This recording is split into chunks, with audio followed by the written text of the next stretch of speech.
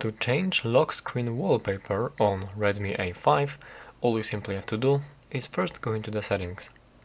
From here you have to scroll down and go into the themes, and from here you have to go in for these three dots on the top right corner.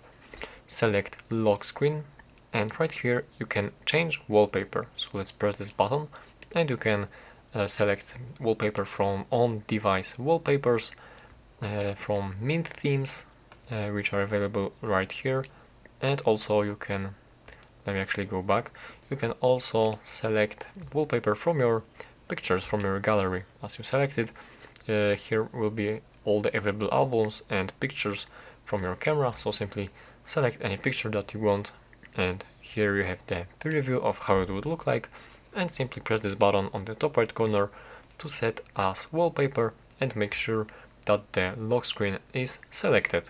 Then press set button, and basically that's how to change the lock screen wallpaper.